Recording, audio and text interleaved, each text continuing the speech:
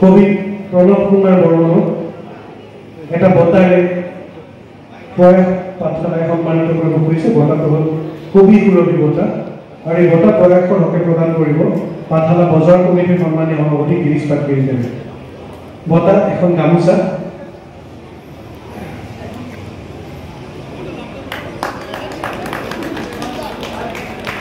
এখন চেলেং,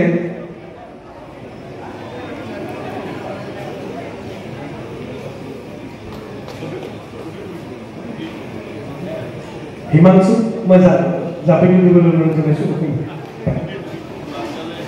আৰু বঁটাবিধ প্ৰদান কৰিবলৈ অসীম চৌধুৰী আৰু গিৰীশ পাটগিৰিক অনুৰোধ জনাইছোঁ। অসীম চৌধুৰী এখন গামোচাৰে আদৰণি জনাব আৰু বঁটাটি প্ৰদান কৰিবলৈ অনুৰোধ জনাইছোঁ। পাঠশালা বজাৰ কমিটিৰ সভাপতি গিৰীশ পাটগিৰি।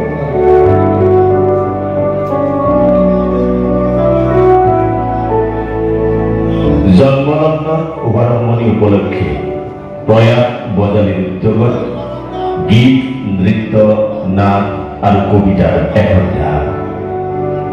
প্ৰশস্তি পত্ৰ কবি সুৰভি বঁটা 2025 প্ৰণৱ কুমাৰ বৰ্মন, বিশিষ্ট কবি, গীতিকাৰ, নাট্যকাৰ, ঔপন্যাসিক, নলবাৰী অসম।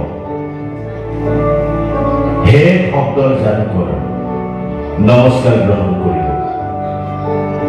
মাটি আৰু মানুহৰ বন্দনাৰে আপুনি সুদীৰ্ঘকাল সমাজৰ জাগ্ৰত প্ৰহৰী হৈ আপোনাৰ কবিতাৰ দ্বাৰাই এখন সুস্থিৰ সমাজ গঢ়াত মনোনিৱেশ কৰি আহিছে। মানৱীয়তাৰ পৰশেৰে সমুজ্জ্বল আপোনাৰ কবিতাই ঐতিহ্য, ইতিহাস আৰু লোক জীৱনত একেলগে ধাৰণ কৰি অসমীয়া কবিতা এক উচ্চ পৰ্যায়লৈ উত্তীৰ্ণ কৰিছে। নিজস্ব শৈলী আৰু প্ৰতিবাদী কণ্ঠেৰে জনগণৰ জয়গান গাই গাই আপুনি সৰ্বস্তৰৰ পাঠকক মোহিত কৰি আহিছে। হে মহান, আপোনাৰ জ্ঞান, প্ৰজ্ঞা আৰু প্ৰখৰ অধ্যয়নে অকল আপোনাৰ কবিতাকেই নহয়, সামগ্ৰিকভাৱে অসমীয়া কবিতাকে মহৎ কৰি তুলিছে। কাব্য সাধনাৰ এক অক্লান্ত সৈনিক হিচাপে আপুনি লাভ কৰা সাফল্যৰ বাবে আপোনাক এই শুভক্ষণ প্ৰয়াস বজালীয়ে কবি সুৰভি বঁটা আগবঢ়াবলৈ পাই ধন্য হৈছোঁ। সাহিত্য কলাৰ বিশিষ্ট প্ৰতিভা, চিৰচেনেহী ভাষাজননীৰ সেৱাত প্ৰতি আপুনি নিজৰ সৃষ্টিশীল প্ৰতিভাৰূপে অসমীয়া কাব্য সাহিত্য সমৃদ্ধ কৰাৰ বাবে আপোনাক সশ্ৰদ্ধ অভিনন্দন জনাইছোঁ। বহদীয় পংকজ দাস, সভাপতি প্ৰয়াস বজালী, বাবুল শৰ্মা, সম্পাদক প্ৰয়াস বজালী, শৈলেন কাকতি, সভাপতি সাংস্কৃতিক বিভাগ, সঞ্জীৱ শৰ্মা, সম্পাদক সাংস্কৃতিক বিভাগ। দিনাংক 28 জুন 2025 খ্ৰীষ্টাব্দ শনিবাৰ। স্থান ভগৱতী ক্ষেত্ৰ, পাঠশালা। নলবাৰী প্ৰণৱ বৰ্মন, তুমি কুশলে আছাতো? তোমাৰ অনুভৱ? ধন্যবাদ প্ৰয়াস পাঠশালা। বঁটাটো বৰ গুৰুত্বপূৰ্ণ নহয়, কিন্তু মানুহৰ মৰম, লেখক, কবি, শিল্পী সকলোৰ কাৰণে গুৰুত্বপূৰ্ণ। ই মানুহক প্ৰেৰণা দিয়ে। আৰু পাঠশালাৰ লগত যোৱা 30 বছৰ আমি গোটেই একেলগে এটা সময়ত পৰাগ দা, মনোজ দা, মনত পৰিছে চন্দন শৰ্মালৈকে কবিতা আবৃত্তিৰ ক্ষেত্ৰত চন্দন শৰ্মাই এটা জাগৰণ আনিছিল এটা সময়ত।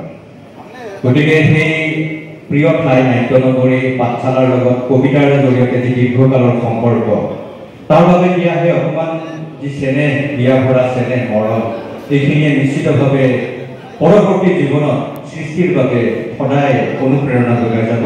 পুনৰ প্ৰয়াসলৈকে হেজাৰবাৰ ধন্যবাদ জনাইছোঁ আৰু আপোনালোক সকলোকে পাঠশালাবাসী ৰাইজক ধন্যবাদ আৰু শ্ৰদ্ধা জ্ঞাপন কৰিছোঁ। ধন্যবাদ। আটাইকে ধন্যবাদ জ্ঞাপন কৰিছোঁ আৰু নৱজ্যোতি মাইক্ৰফোন। ধন্যবাদ প্ৰণৱ।